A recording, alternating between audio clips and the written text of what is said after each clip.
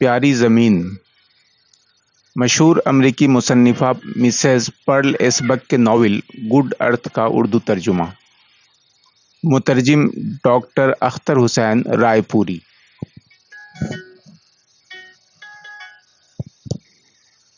گو وانگ لونگ کو اس چوری پر غصہ اور اپنی آمد کے اعلان پر سخت شرم آئی، لیکن ٹوکرا دبائے اور سر جھکائے اس کے پیچھے جاتے ہی بنی۔ اور حالانکہ کسی بڑے گھر کو دیکھنے کا یہ پہلا اتفاق تھا، لیکن اسے بعد میں اس دن کی کوئی بات یاد نہ رہی۔ اپنے نام کی پکار کے بعد وہ ہر کونے سے ہنسی کی آواز سنتا اور ایک دالان کے بعد دوسرا جھکی ہوئی گردن اور شرم آگیں چہرے کے ساتھ پار کرتا چلا گیا۔ معلوم نہیں وہ 50 یا 100 دالان پار کر چکا ہوگا کہ دربان یک بیک چپ ہو گیا اور اسے ایک چھوٹے سے کمرے میں ڈھکیل دیا۔ پل بھر کے لیے اندر جا کر دربان لوٹ آیا اور کہا، بڑی بیگم نے تجھے اندر بلایا ہے۔ وانگ لونگ آگے بڑھا ہی تھا کہ دربان نے بگڑ کر اس کا راستہ روک دیا۔ کیا تو سور اور گائے کے گوشت کی ٹوکری لیے ہوئے اتنی بڑی بیگم کے آگے جائے گا؟ ٹوکری لیے ہوئے سلام کیسے کرے گا؟ وانگ لونگ نے گھبرا کر جواب میں کہا، ارے میں بھول ہی گیا تھا۔ لیکن حقیقت یہ ہے کہ وہ ٹوکری اپنے سے الگ نہ کرنا چاہتا تھا کہ کہیں کوئی کچھ چرا نہ لے۔ وہ یہ سوچ بھی نہ سکتا تھا کہ دنیا سیر، 2 سیر گوشت اور ایک آدھ مچھلی کے پیچھے اس کی طرح دیوانی نہیں۔ دربان اس حیث بحث کی وجہ سمجھ کر اور بھی نفرت سے چلایا، ہماری حویلی میں یہ گوشت کتے کھایا کرتے ہیں، اور ٹوکری چھین کر دروازے کے پیچھے ڈال دی اور وانگ لونگ کو آگے دھکا دیا۔ وہ دونوں ایک تنگ دراز برآمدے سے ہو کر، جس کے دونوں طرف منقش ستونوں کا سلسلہ تھا، ایک ایسے دیوان خانے میں پہنچے جس کا مثل وانگ لونگ کی نظر سے نہ گزرا تھا۔ وہ اتنا وسیع تھا کہ اس کے گھر کے سے 10-20 گھر اس میں سما جاتے۔ نقشین شہتیروں کو وہ سر اٹھا کر اس حیرت سے دیکھنے لگا کہ چوکھٹ سے ٹکرا گیا، اور اگر دربان اسے تھام نہ لیتا تو وہ یقیناً منہ کے بل گر پڑتا۔ دربان نے ڈانٹ بتائی، میاں بیگم صاحبہ کی سلامی کے یہی طریقہ ہے؟ وانگ لونگ شرم کے مارے پانی پانی ہو گیا۔ جب اس کے حواس ٹھکانے آئے تو کیا دیکھتا ہے کہ دیوان خانے کے بیچوں بیچ مسند پر ایک بڑھیا ڈھڈو جسم کے نام مٹھی بھر ہڈیوں کا ڈھانچہ زرق برق آب رواں کے لباس میں جلوہ گر ہے، اور اس کے پاس تپائی پر حقہ رکھا ہے جس کی چلم پر افیون سلگ رہی ہے۔ اس کے جھرری دار چہرے پر بندر کی سی دھسی ہوئی تیز آنکھیں چمک رہی تھیں، جن سے اس نے وانگ لونگ کو گھورا۔ جس ہاتھ میں حقے کی نال تھی، اس کی کھال ہڈیوں سے الگ لٹکی ہوئی تھی اور کسی مورت کے ملمہ کی طرح پیلی اور چکنی تھی۔ وانگ لونگ فرش پر سجدے میں گر پڑا۔ بیگم نے دربان سے تحکمانہ انداز میں کہا، اسے اٹھنے کو کہو، تعظیم و تکریم کی ضرورت نہیں۔ کیا یہ اس باندی کے لیے آیا ہے؟ دربان نے جواب دیا، جی ہاں بڑی بیگم صاحب۔ بیگم نے پوچھا، لیکن یہ اپنی زبان سے خود کچھ کیوں نہیں کہتا؟ دربان نے مسے کے بالوں کو سہلاتے ہوئے کہا، بیگم صاحب یہ نرا احمق ہے۔ اب تو وانگ لونگ نے بفر کر کہا، بیگم صاحب میں دیہات کا رہنے والا ہوں، آپ کے دربار میں زبان کھولنے کی جرأت کس طرح کروں؟ بڑی بی نے نہایت سنجیدگی اور غور سے اسے دیکھ کر یوں منہ کھولا گویا کچھ کہنا چاہتی ہیں، مگر اسی وقت ان کا ہاتھ حقے کی نال پر گیا جس کی چلم کو ایک لونڈی پنکھا کر رہی تھی، اور اس کے بعد وہ پینک میں آ گئیں۔ حقے پر جھک کر بڑھیا نے دم بھر میں تابڑ توڑ کئی کش لیے، جس کے بعد آنکھوں کی وہ چمک غائب ہو گئی اور ان پر تغافل کی نقاب سی پڑ گئی۔ وانگ لونگ بت بنا اس کے آگے کھڑا رہا تا وقت کہ اتفاقاً اس کی نگاہ اس پر آ گری اور اس نے گرج کر پوچھا، یہ مردوا یہاں کیا کر رہا ہے؟ گویا وہ سب کچھ بھول گئی ہو۔ دربان نے زبان نہ ہلائی اور اس کے ماتھے پر بل تک نہ آیا۔ وانگ لونگ نے اچنبھے میں آ کر جواب دیا، حضور میں اس باندی کا انتظار کر رہا ہوں۔ باندی؟ کون سی باندی؟ بیگم نے پنپنانا شروع کیا، مگر حقہ بردار لونڈی نے جھک کر کان میں کچھ کہا جسے سن کر بڑی بی کو ہوش آیا۔ اخا، میں گھڑی بھر کے لیے بھول ہی گئی تھی، اتنی ذرا سی بات، تم اولان نامی باندی کے لیے آئے ہو؟ مجھے یاد پڑتا ہے کہ کسی کسان سے اس کی شادی ٹھہری ہے، کیا تم وہی کسان ہو؟ جی ہاں سرکار۔ بیگم نے اولان کو فوراً پیش کرنے کا حکم دیا۔ وہ اس جنجال کو جلد از جلد ختم کر کے اپنی افیون کے ساتھ اس کمرے میں تنہا چھوڑ دیے جانے کے لیے اتاولی سی ہو گئی۔ چشم زدن میں غلام ایک عورت کے ساتھ داخل ہوا جس کا قدر دراز، جسم گدگدا اور نیلے پائجامے اور شلوکے میں ملبوس تھا۔ وانگ لونگ نے دھڑکتے ہوئے دل سے اسے دیکھ کر نگاہ پھیر لی، یہی اس کی بیوی تھی۔ بیگم نے لاپرواہی سے کہا، لونڈی آگے آ، یہ مرد تجھے لینے آیا ہے۔ عورت بڑھیا کے آگے سر جھکائے اور ہاتھ باندھے کھڑی ہو گئی۔ بیگم نے پوچھا، کیا تو تیار ہے؟ عورت کی زبان سے صدائے بازگشت کی سی دھیمی آواز نکلی، تیار۔ پہلی مرتبہ اس کی آواز سن کر وانگ لونگ نے پھر آنکھ اٹھا کر دیکھا کہ وہ اس کی طرف پیٹھ موڑے کھڑی ہے۔ آواز نہ زوردار تھی نہ کمزور، اس میں سادگی بول رہی تھی اور بد دماغی کا نام نہ تھا۔ اس کے بال چکنے اور صاف اور کوٹ دھلا دھلایا تھا، مگر جب وانگ لونگ نے دیکھا کہ اس کے پیر بندھے ہوئے نہیں ہیں، وہ لمحہ بھر کے لیے کبیدہ خاطر ہوا۔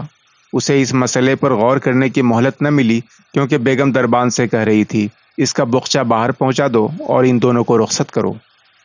پھر وانگ لونگ کی طرف مخاطب ہو کر فرمایا، اس کے پاس کھڑے ہو کر میری بات سنو۔ اور جب وانگ لونگ ہماتن گوش ہو گیا تو وہ کہنے لگی، یہ باندی ہمارے محل میں 10 سال کی عمر میں آئی اور یہاں رہتے اسے 10 برس بیت گئے۔ قحط سالی میں اس کے ماں باپ دکن آئے تھے اور اسے میرے ہاتھ بیچ گئے۔ وہ شمال کے شانتنگ نامی صوبے کے رہنے والے تھے اور وہیں واپس لوٹ گئے۔ بعد میں مجھے ان کی خبر نہ ملی۔ تم دیکھو کہ یہ لڑکی مضبوط ہے اور اس کے گال چوڑے چکلے ہیں۔ وہ جی لگا کر تمہارے کھیت میں کام کرے گی، پانی بھرے گی اور تمہاری مرضی کے خلاف نہ جائے گی۔ وہ حسین نہیں ہے اور نہ تمہیں اس کی ضرورت ہے۔ جنہیں آرام میسر ہے وہ دل بہلانے کے لیے حسین عورتوں کی جستجو میں رہتے ہیں۔ یہ ذہین بھی نہیں ہے، لیکن جو کہو وہ کرتی ہے اور اس نے مزاج بھی اچھا پایا ہے۔ جہاں تک مجھے علم ہے یہ اب تک کنواری ہے۔ اس نے وہ صورت بھی نہ پائی ہے جو باورچی خانے میں ہونے کے باوجود میرے بیٹوں یا پوتوں کو لبھا سکے۔ اگر کبھی کچھ گڑبڑ ہوئی ہوگی تو وہ خدمت گار ہے، لیکن حویلی میں خوبصورت باندیوں کا کال نہیں، اور مجھے تو یقین نہیں آتا کہ اس کا لگا کسی اور سے لگا ہو۔ اس کا ہاتھ پکڑو اور ہمیشہ اس سے اچھا برتاؤ کرو۔ کچھ کوڑ مغز ہونے کے باوجود یہ باندی بری نہیں، اور اگر مجھے عاقبت کے لیے بچے پیدا کرا کے ثواب حاصل کرنے کا خیال نہ ہوتا تو ہرگز اسے الگ نہ کرتی، کیونکہ یہ باورچی خانے کے کام کی ہے۔ جب مجھے کسی باندی کی ضرورت نہیں رہتی اور صاحبزادے بھی اس سے سیر ہو جاتے ہیں تو میں اس کی شادی کر دیتی ہوں۔ اور باندی سے اس نے کہا، اپنے شوہر کی فرما برداری کرنا اور اس کے لیے جتنے ہو سکے اتنے بچے پیدا کرنا۔ پہلا بچہ مجھے دکھلانا۔ اولان نے جواب دیا، بجا ارشاد سرکار۔ دونوں شش و پنج کے عالم میں کھڑے رہے اور وانگ لونگ کی سمجھ میں نہ آیا کہ کچھ کہے یا نہ کہے، اور اگر کہے تو کیا کہے۔ اب بڑھیا نے ڈانٹ کر کہا، تم لوگ جاتے کیوں نہیں؟ یہ سنتے ہی وانگ لونگ سلام کر کے فوراً روانہ ہو گیا۔ اس کے پیچھے وہ عورت، اور عورت کے پیچھے بخچہ دبائے دربان۔ بخچہ اس نے اس کوٹھی میں پٹک دیا جہاں وانگ لونگ کا ٹوکرا تھا، اور بے کچھ کہے سنے چمپت ہو گیا۔ وانگ لونگ نے مڑ کر پہلی بار اپنی بیوی کو جی بھر کر دیکھا۔ اس کے پھیلے ہوئے چہرے سے ایمانداری ہویدا تھی۔ پکوڑی سی ناک کے نتھنے کالے اور بڑے بڑے تھے، دہانہ چوڑا تھا، گویا چہرے میں سوراخ نکل آیا ہو۔ چھوٹی چھوٹی سی آنکھیں رنگت میں کالی تھیں اور ان میں کچھ ایسی مایوسی تیر رہی تھی جو بیان نہیں کی جا سکتی۔ اس کے چہرے سے خاموشی اور بے زبانی آیا تھی، اس حد تک کہ اگر ممکن ہو تو وہ کبھی منہ سے ایک لفظ نہ نکالے۔ بنا کسی الجھن یا ہچکچاہٹ کے وہ وانگ لونگ کے معائنے کے خاتمے کا انتظار کرتی رہی، اور اس نے دیکھا کہ یہ چہرہ بے نمک ہے، سانولا، سیدھا اور صابر، لیکن اس پر نہ چیچک کے داغ تھے نہ ہونٹ کٹا ہوا تھا۔ اس کے کانوں میں وہ کرن پھول جھول رہے تھے اور انگلیوں میں وہ انگوٹھیاں چمک رہی تھیں جو وانگ لونگ نے اس کے لیے خریدی تھیں۔ وہ جی ہی جی میں باغ باغ ہو کر آگے بڑھا وہ ایسی ہی عورت چاہتا تھا۔ اس نے روکھے پن سے کہا، اٹھاؤ اپنا بخچہ اور ٹوکرا۔ چپ چاپ نیچے جھک کر عورت نے صندوق کو پیٹھ پر لادا اور بمشکل اس بوجھ کے ساتھ کھڑی ہو سکی۔ یہ دیکھ کر وانگ لونگ بولا، میں صندوق لے چلوں گا، تم ٹوکرا تھامو۔ اور اپنے شاندار لباس کی پرواہ نہ کر کے اس نے یہ بار پیٹھ پر لاد لیا، جسے دیکھ کر وہ محو حیرت ہو گئی اور ٹوکرا ہاتھ میں لے لیا۔ وانگ لونگ کو ان بے شمار دالانوں اور اپنی اس مضحکہ خیز حیت کا خیال آیا۔ وہ زیر لب بولا، کاش کوئی چور دروازہ ہوتا۔ کچھ سوچ کر اولان نے یوں سر ہلایا گویا اپنے شوہر کی بات وہ فوراً نہ سمجھ سکی ہو۔ وہ راہ دکھاتی ہوئی ایک چھوٹے سے غیر استعمال شدہ دالان میں پہنچی، جس میں گھاس پھوس اگ آئی تھی، باولی سڑ رہی تھی، اور وہیں صنوبر کے پیڑ کے نیچے ایک پرانا پھاٹک تھا، جس کی زنجیر کھول کر وہ دونوں سڑک پر آ گئے۔ ایک دو مرتبہ وانگ لونگ نے لوٹ کر اولان کی طرف دیکھا۔ وہ اس باقاعدگی سے راستہ ناپ رہی تھی اور اس کا چہرہ ایسا مدھم تھا گویا ساری زندگی اس نے رہنوردی کے سوا کوئی کام نہ کیا ہو۔ شہر پناہ کے پھاٹک پر مرد جزبز کے عالم میں رک گیا اور کاندھے پر صندوق تھامے دوسرے ہاتھ سے بٹوے میں سے پیسے نکالنے لگا۔ 2 انی نکال کر اس نے 6 ہرے آڑو خریدے۔ لو، یہ تمہارے لیے ہیں، اس نے خشک لہجے میں کہا، اور اولان نے کسی لالچی بچے کی طرح بے کچھ کہے اپنے ہاتھوں میں لے لیا۔ اور جب گیہوں کے کھیتوں کی باڑھ پر چلتے ہوئے اس نے مڑ کر دیکھا تو وہ احتیاط سے ایک آڑو کھا رہی تھی، لیکن جیسے ہی شوہر سے اس کی نگاہ دو چار ہوئی اس نے پھل ہتھیلی میں چھپا لیا اور منہ بند کر لیا۔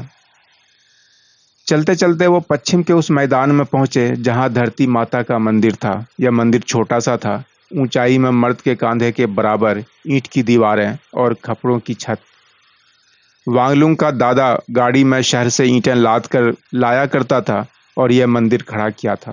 دیوار کے باہری حصے پر قلعی کی ہوئی تھی اور خوشحالی کے زمانے میں ایک دیہاتی آرٹسٹ نے سفیدی پر پہاڑیوں اور بانس کے پیڑوں کے نظارے اتارے تھے، مگر سال ہا سال کی بارش نے ان تصویروں کو دھو دیا تھا۔ پہاڑیاں تو تقریباً مٹ گئی تھیں اور بانس کے پیڑوں کی پرچھائیں باقی رہ گئی تھی۔ مندر کے اندر چھت کے نیچے مٹی کے 2 چھوٹے چھوٹے پتلے بڑے روپ سے آسن مارے بیٹھے تھے۔ مندر کے پڑوس کی مٹی سے ان کی تعمیر ہوئی تھی، ایک تھا دیوتا، دوسری تھی دیوی۔ وہ لال کپڑے اور گلٹ کے کاغذ کے لباس میں ملبوس تھے۔ دیوتا کے چہرے پر سچے بالوں کی ذرا ذرا سی مونچھیں جھول رہی تھیں۔ ہر نوروز کے موقع پر وانگ لونگ کا باپ کاغذ کے دستے لاتا اور انہیں احتیاط سے کاٹ کر ان پتلوں کو نیا جوڑا پہناتا، اور ہر سال برف و باران اور تابستاں کا آفتاب ان کی وردیوں کو جھلسا دیتا۔ لیکن اس وقت ان کے لباس صاف ستھرے تھے کیونکہ نیا سال حال ہی میں شروع ہوا تھا۔ وانگ لونگ ان کی سج دھج دیکھ کر خوشی سے پھول گیا۔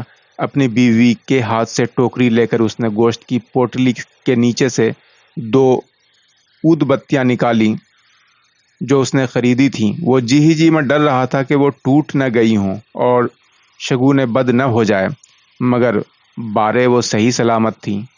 انہیں اس نے دیوار میں دوسری پتیوں کے پاس کھونس دیا کیونکہ سارا علاقہ ان بتوں کا پرستار تھا۔ چکماق نکال کر اس نے ایک سوکھی پتی جلائی اور ان بتیوں کو لو دکھائی۔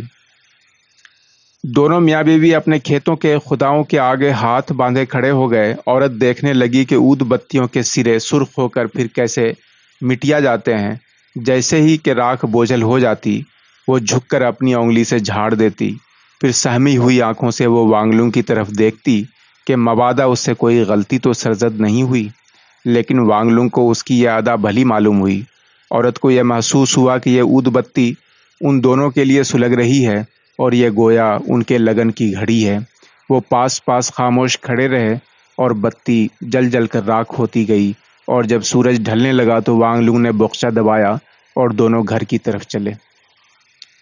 گھر کے دروازے پہ بڑے میاں دھوپ کی آخری تپش کھا رہے تھے۔ دونوں کے قریب پہنچ جانے پر بھی وہ ٹس سے مس نہ ہوا۔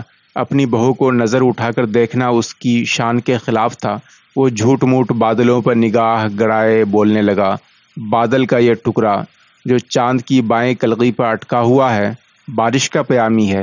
کل رات تک چھینٹا پڑ کر ہی رہے گا۔ اور جب اس نے وانگ لونگ کو عورت کے ہاتھ سے ٹوکری لیتے ہوئے دیکھا تو چیخ پڑا، کیا تو پیسے لوٹاتا آ رہا ہے؟ وانگ لونگ نے میز پر ٹوکری رکھ کر لاپرواہی سے کہا، رات کو مہمان کھانے پہ آئیں گے۔ بخچہ اپنے کمرے میں لے جا کر اس نے اس صندوق کے پاس رکھ دیا جس میں اس کے کپڑے رہتے تھے۔ اس پر اس نے حیرت کی نظر ڈالی۔ اتنے میں بڈھا دہلیز پر آ کر چلانے لگا، اس گھر میں فضول خرچی کی حد نہیں ہے۔ دل ہی دل میں وہ خوش تھا کہ گھر مہمان آئیں گے، لیکن وہ اس کا اظہار نہ کرنا چاہتا تھا کہ کہیں پہلے ہی دن بہو کو پیسے اڑانے کی عادت نہ پڑ جائے۔ وانگ لونگ بے کچھ کہے سنے ٹوکری لیے باورچی خانے میں گھس گیا اور عورت بھی اس کے پیچھے پیچھے چلی آئی۔ یہ ہے مچھلی، یہ ہے سبزی، یہ رہا گوشت، سب ملا کر 7 آدمی ہوں گے، تمہیں پکانا تو آتا ہوگا۔ اس نے آنکھ اٹھا کر اپنی بیوی کو نہ دیکھا کیونکہ یہ بری بات تھی۔ اولان نے سادگی سے جواب دیا، حویلی میں باورچی خانے کی باندھی تھی، وہاں صبح شام گوشت پکتا ہے۔ وانگ لونگ سر ہلا کر باہر چلا گیا اور شام تک اس کے پاس نہ آیا۔ اب مہمانوں کی آمد شروع ہوئی۔ چالاک، پیٹو، مسخرہ چچا اور اس کا بدتمیز نوعمر بیٹا اور شرمیلے میلے کچیلے کسان۔ ان میں سے 2 گاؤں سے آئے تھے اور فصل کٹائی کے زمانے میں وانگ لونگ ان سے ساجھے میں کام کرتا تھا۔ تیسرا اس کا پڑوسی چنگ کم سخن آدمی تھا اور سخت مجبوری کی حالت میں زبان کھولتا تھا۔ بچلے کمرے میں تشریف رکھنے کے سلسلے کے 100 تکلفات کے بعد وانگ لونگ نے اپنی بیوی کو کھانا لگانے کا حکم دیا۔ وہ بہت خوش ہوا۔ اب اولان نے کہا، مہربانی کر کے تم ہی دسترخوان لگا دو، میں غیر مردوں کے آگے جانا پسند نہیں کرتی۔ وانگ لونگ گھمنڈ سے پھول گیا کہ یہ میری بیوی ہے اور میرے سوا کسی دوسرے کے آگے نہیں آنا چاہتی۔ میز پر کٹورے رکھ کر اس نے زور سے کہا، چچا جان اور دوستو، کھانا تیار ہے۔ اور جب ٹھٹھول باز چچا نے پوچھا، کیا ہم دلہن کی چھب نہ دیکھیں گے؟ تو وانگ لونگ نے سختی سے جواب دیا، ابھی ہم دونوں ایک جان نہیں ہوئے، جب تک سہاگ رات نہ بیت جائے غیر مرد دلہن کو نہیں دیکھ سکتے۔ وہ ان سے زیادہ کھانے کا اصرار کرتا گیا اور وہ سب بلا تکلف رکابیاں صاف کرتے گئے۔ کوئی مچھلی کے قورمے کی تعریف کرتا تو کوئی سور کے دم پخت کی، لیکن وانگ لونگ برابر یہی دہراتا رہا، آپ کیا کہتے ہیں، یہ بھی کوئی کھانے میں کھانا ہے؟ مگر جی ہی جی میں وہ باغ تھا، کیونکہ اولان نے سرکہ، شراب اور سوہے کی وہ پٹ دی تھی اور ایسی ہوشیاری سے گوشت میں خستگی پیدا کی تھی کہ اس نے آج تک کسی دعوت میں ایسا لذیذ کھانا نہ کھایا تھا۔ رات بیتے تک مہمان چائے پی پی کر ہنستے ہنساتے رہے۔